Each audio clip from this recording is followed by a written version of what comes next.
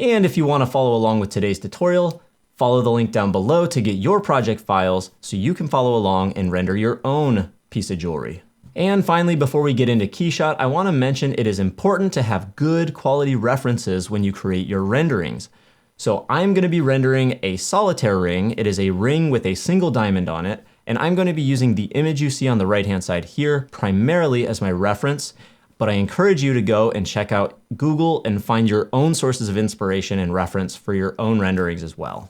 Once you've downloaded your free project files, open up the KeyShot BIP file, and also take a second to thank Ravi Vyas. He's the person who created this beautiful model and supplied it to us for free so you can learn how to render jewelry in KeyShot. So big thanks to Ravi. Now we want to have some good reference images for our rendering. So head on over to the Image tab, find whatever reference image you want on Google, take a screenshot or just download it. And then I recommend that we create a new image style with that button. We're going to go into the Photographic style, and I might as well rename this to reference. And we're going to go to the very bottom under layers, and we're going to click on use front plate. Go ahead and turn that on. And it's going to ask you to browse for an image, and I'll go to my desktop and I want to choose that reference image and hit OK. And boom, full screen in KeyShot, we have our reference image. Now to toggle back to our actual model, we just go to the default image style. So by toggling between these image styles, we can basically go from looking at our reference photo to our actual rendering. So this should be fun, a little bit of a different approach. And let's go ahead and move our model into the right position. And if we want to actually mimic this exact angle, we can take the opacity of our image style down. So you see how I can slowly fade that in or out so we can see our model behind it. So what I'm going to do is leave it right about halfway, and then I'm going to manually move my ring into position. And it doesn't have to be perfect. We're not going for an exact match, but I want to get fairly close, just so we have, again, a fairly decent comparison. And we can go to the camera tab if we want to really finesse this a little bit. You've got your distance slider, and we can kind of move things up and down. The other big thing that's going to make a difference is your perspective on this. If we reduce the perspective, it's going to make our ring look more exaggerated, and it's going to add a little bit more of a forced perspective. Whereas the higher we go, it's going to flatten out the image quite a bit more and make it a little bit more like an orthographic view. So I think we want to go into an area about 100 or so, 100 millimeters, and then we're just going to move this into position. Maybe I'll go to about 90. I think that's about right. And good enough, I'm going to create that new camera, and we'll call this front angle. And let's go back to that image style tab and crank up that opacity so we see our reference. And we're just going to go back to our default image for now. So we have basically set up our camera and our angle to mimic a reference image. So we'll head on over to the material tab, and I want to search for gold. And we'll just take a 24 karat polished gold, and I'll throw that on there. And for the diamond, we're just going to search for diamond. And it's the third one down, gemstone diamond. Just drag that right onto the diamond. Now we don't need the materials tab open anymore, so I'll actually close that. Let's go back to our standard camera. A couple things to point out. Do you notice the reflections on the shank or the band here? They're kind of blurry and soft. Well, that's coming from our HDRI, our environment. Because these edges are very soft and blurry here, it creates a bunch of blurry reflections because this gold material has no roughness. It's completely smooth. And the problem with having an environment that has lots of blurriness is it actually makes the metal look not very polished or not very shiny. So we want to, in order to mimic our reference, let's go back and check out our reference. Notice our reference ring has lots of high contrast and fairly sharp reflections. So we've got these points of light and then these dark areas, these black reflections as well. And those are critical to making our diamond look right, but also making our metal look accurate as well. So let's go back and start working on that. If we go turn off our reference, let's sort out the color of the band or the shank real quick. We don't have in KeyShot a white gold preset or anything like that. We could go with, say, platinum or silver or something like that. I think I'll just leave it on silver for now. So I apologize to all the jewelry designers out there who think this is not the best way to do it. If you want, you can go and set your own custom color here by clicking on color, and then you can simply choose a different color. We're gonna go with silver for now though. Let's double check the material of the diamond really quickly as well. So if we double click on it, this is the default that KeyShot had. And I think we're gonna leave everything the same, except for I will check this box that says ignore intersecting geometry. Now this model that was supplied to us is very clean. Sometimes the models of the rings, the prongs are sticking through the diamond, and that will create some ugly reflections or inclusions. And so this little checkbox can help with that. So we're gonna just leave it on just as a safety. But again, this is a very nice clean model that we have. Let's go ahead and go into our environment, and we wanna find our settings and then click on color. And now we're on a white background. And immediately you'll notice some areas get too bright. They're too reflective. So what we want to do is make sure that we don't have white areas fading into the background. We'll work on that in a bit. The other thing I want to mention, if we go to our image tab, we can create, change this default image style to a photographic. So when we change from a basic to a photographic image style, you lose some of the contrast initially because it's set to low contrast by default, but it also prevents some of those blown out white areas from being too bright. And what I'm actually gonna do is put us in a linear response curve. So this looks the same way it did when we were in basic, but now we have some further advantages when it comes to playing with things like exposure and white balance and a bunch of other things. So let's just go ahead and leave it here in the photographic image style with the linear response curve. And let's go ahead and start lighting our ring. So inside our environment tab, we're gonna create a new blank environment map, which is the second icon down. And notice it goes pretty much gray, and that's because it's reflecting our HDRI, which is all gray.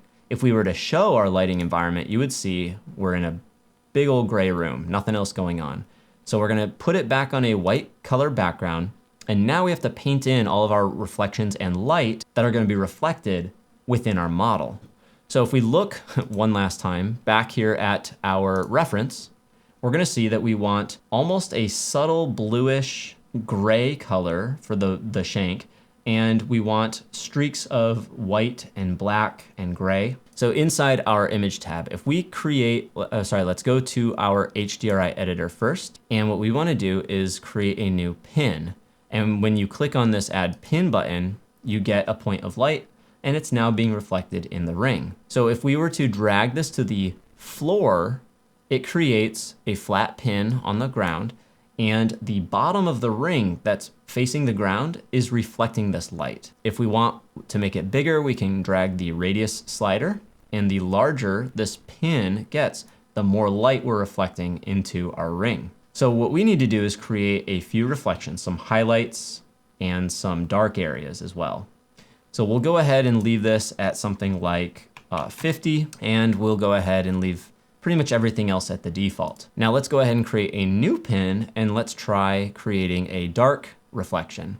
So when we add a pin, we have another point of light, but in this case, we want it to be black. So let's change its color to black, and you'll notice it looks like it disappeared. That's because our blend mode is set to add, and the value of black, if we look in our value, is 0. So what is any number plus 0? It's the number you started with. So in that case, we have this gray color plus 0 is nothing. But what if we go to alpha? Alpha is going to say whatever value is behind this doesn't matter. It's just going to place this color or this value on top. So now we have our dark reflection, and you see it darkens our diamond. We have these cool spots. So if we move this around, we'll notice we get our dark area reflecting in the ring. And if we look in our reference photo, there are indeed a few dark areas that are reflected on the ring. Now, something to consider, if we start moving this around, you'll notice that in certain areas, you'll get this nice contour where the black kind of outlines the ring. And this is really helpful because at some point, this white gold is going to be so bright, it will almost fade into the white background. So having some dark areas to separate the object from the background is quite critical. I think that looks pretty cool. So let's just go ahead and leave it there and see what else we run into. So I'm going to create a couple more.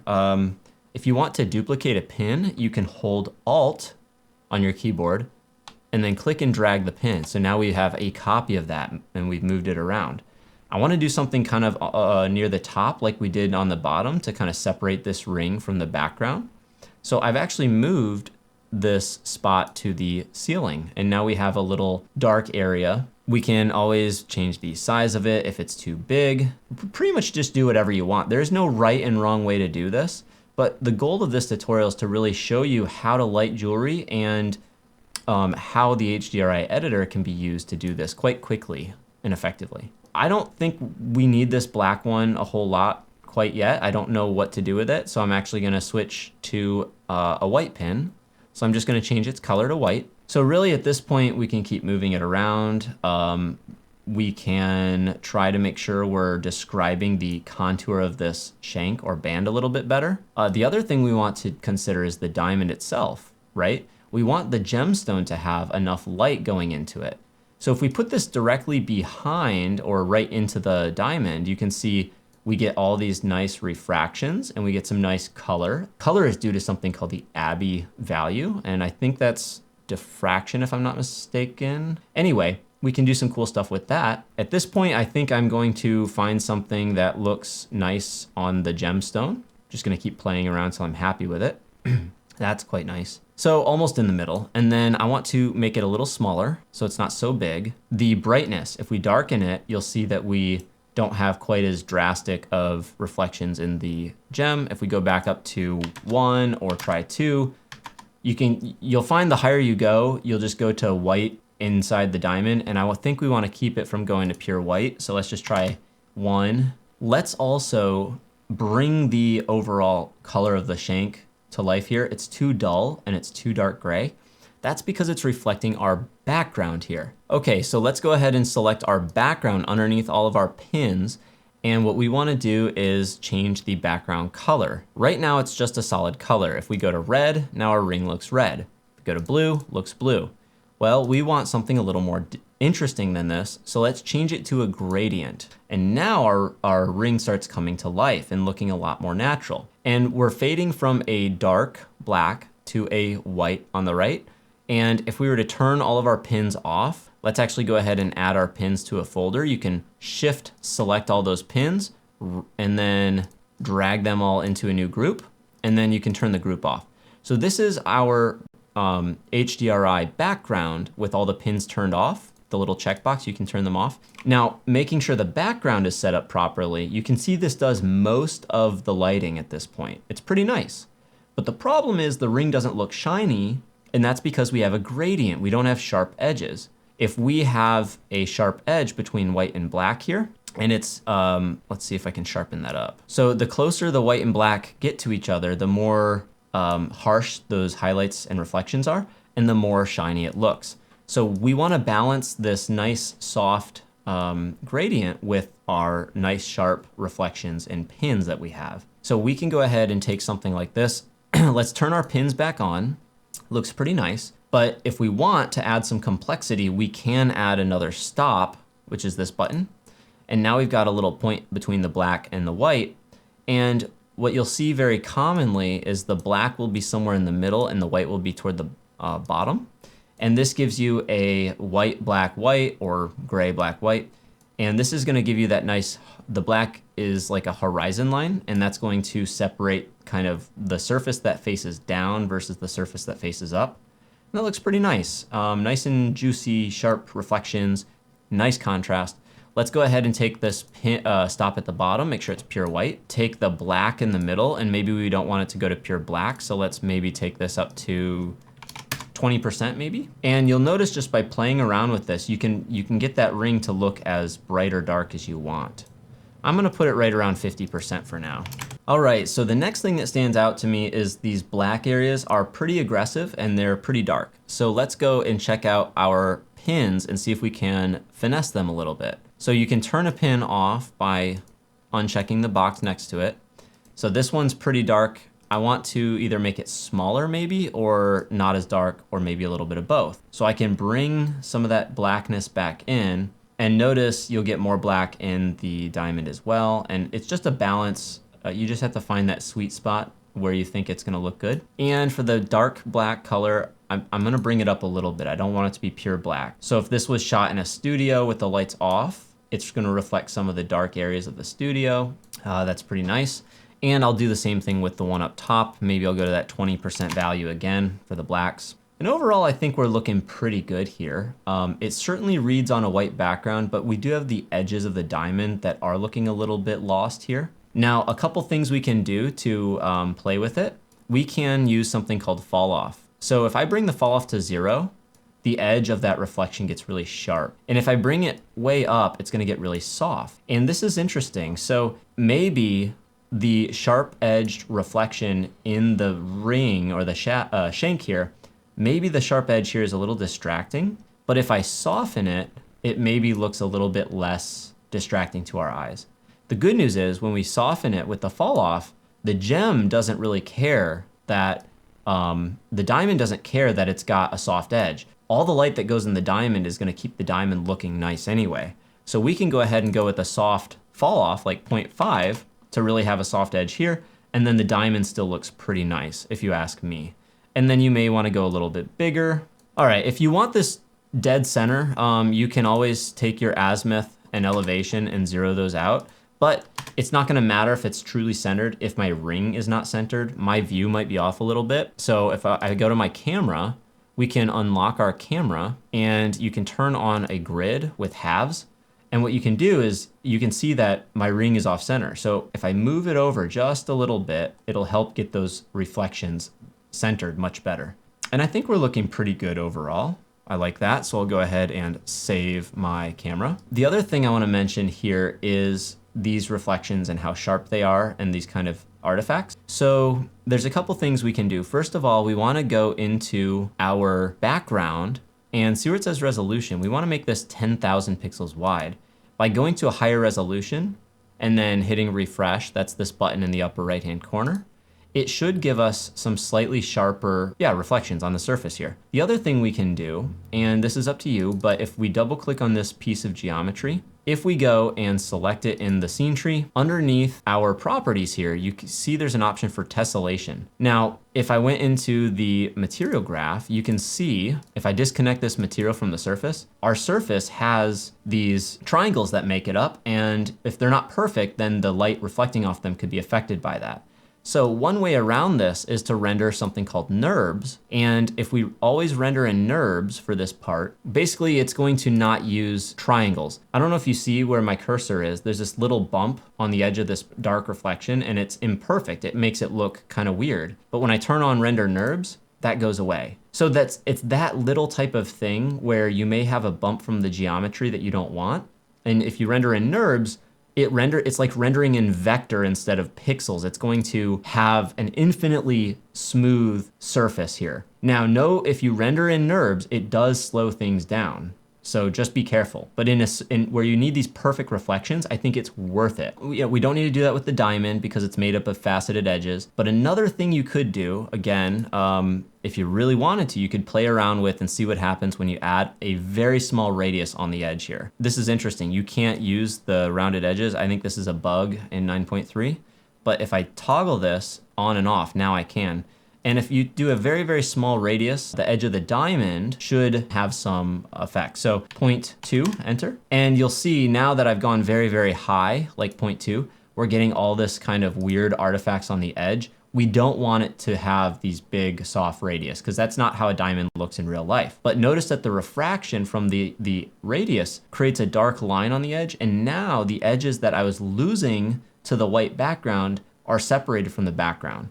So maybe there's some sort of middle ground where I can make this a very small number, 0.1, see if that does it. So see, I still have a little separation from the background, but I don't love the reflections inside or refractions inside the diamond that come as a result of that. So I may just have to try either a smaller number, or maybe it's just a compromise and I just have to say, I'm not gonna render with any rounded edge. That's totally up to you, okay? So I think we're looking pretty good. Let's check our reference image real quick. Contrast-wise, we're pretty good. There's much more reflections going on in the reference image. So if I want to add a lot busier of an HDRI, we can. And since ours is looking pretty simple, maybe we do add a few more lights. Let's go ahead and do that. So I'm going to go ahead and Alt, left click, drag, and I'm going to add some small pins, and these are going to be sharp. And we will do some fall off. Let's do 0.2, 0.3, and let's make it nice and small. And I want something with like even a softer edge. So I'm going to go all the way up to 0.8. There we go. Just a little bit of a glint. And we can also take our fall off mode into something called exponential, which is going to make the fall off much more aggressive. So switching up these types of lights, the size, the brightness, all that stuff, that's gonna give us some cool variation. And if we turn that off, here's what I wanna point out. Do you see there's some cool little reflections that come as a result of this? So I'm gonna go ahead and paint some of these around. I'm gonna grab a couple of these, and I'm gonna move them in some slightly different areas. Let's try one more. Let's see what else we have here. I want this to be on the other side here. So let's see where I need to go. If you don't know where to drag this to get it to show up on the other side, you can use the set highlight tool. Just click that and then click where you want the reflection, and boom, you got it. And the cool thing is, by adding more of these little pins that we have here, we are going to get more little highlights in the diamond as well, which is nice. All right, and one last pin I think I want in the middle here to break up this black reflection back here.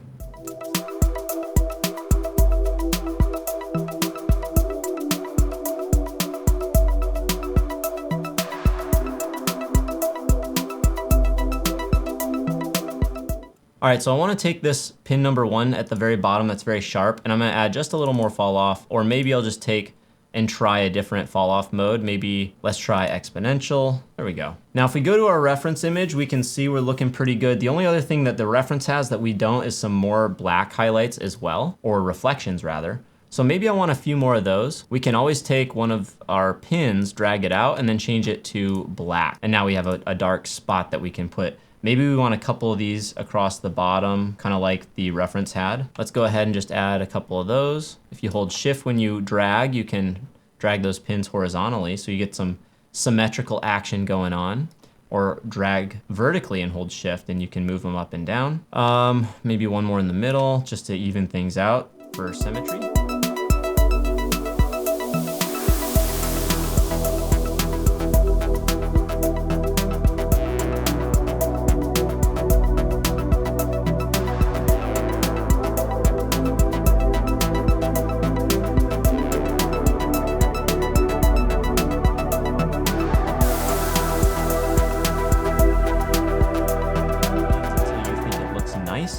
Now I wanna take a second and see where we stand.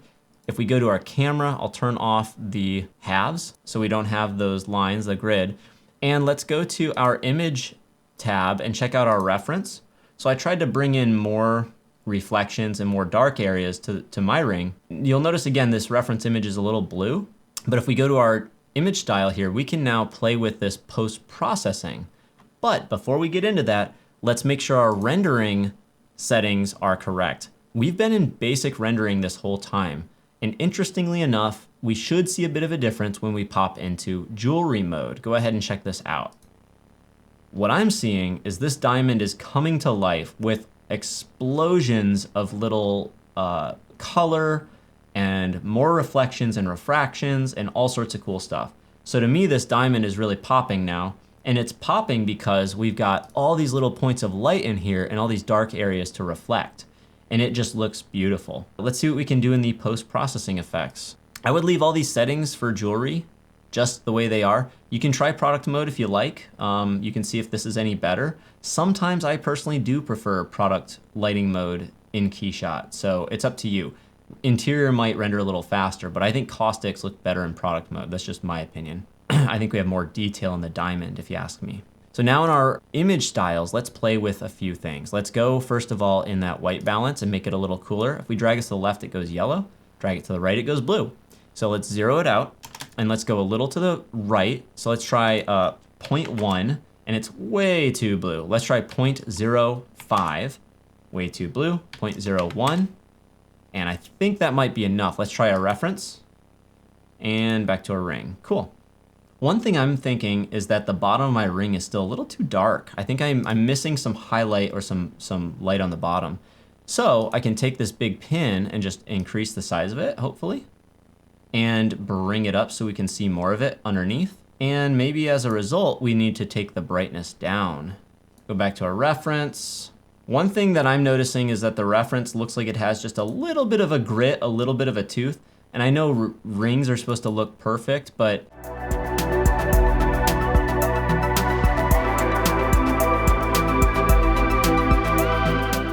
diamond's looking good. If you don't want as much color in it, just take your Abbey number, which is dispersion, up. So if we go to like 100, you should see less color, and bring it down if you want more color. If we go to 1, you'll see it's way colorful. And this is just I mean, there is an accurate number for diamonds. I think they're typically 55. So, you know, 55 should be an accurate diamond. If you want to boost it for a little more juicy color, let's try 40, somewhere in the middle.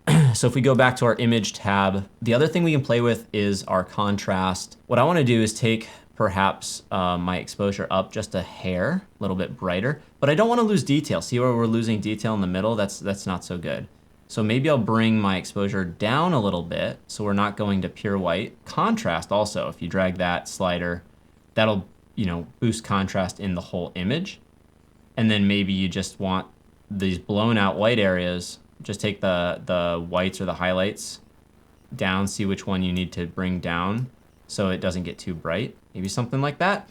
And then if you want a pure white background, we can always go to background color at the very bottom and tick that box to make sure it's on a pure white background, okay? So here's our reference image.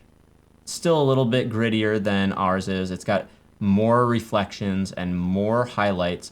And the more that you add, the busier of those reflections and highlights, probably the more realistic it's gonna look.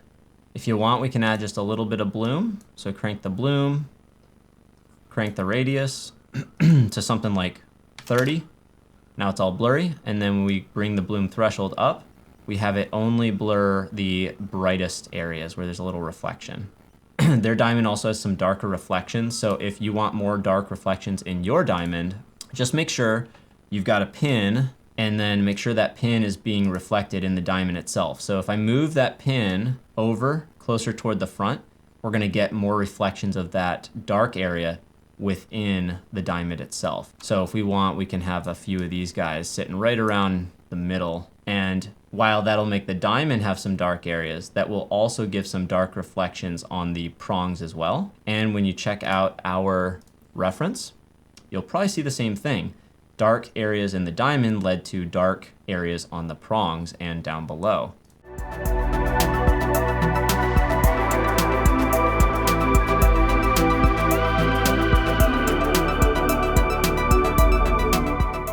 All right, so once again, I've moved a few more pins. I added a little bit more dark pins toward the bottom. That way I could get these reflections down here, but darken and make the diamond a little bit more interesting as well. All right, that's gonna do it for today's tutorial. I hope you've become comfortable with KeyShot's HDRI editor. We lit this ring entirely without using any physical lights whatsoever. If this tutorial was helpful or any of my past content has been helpful, please remember to check out my Patreon linked down below. And until next time, guys, happy rendering.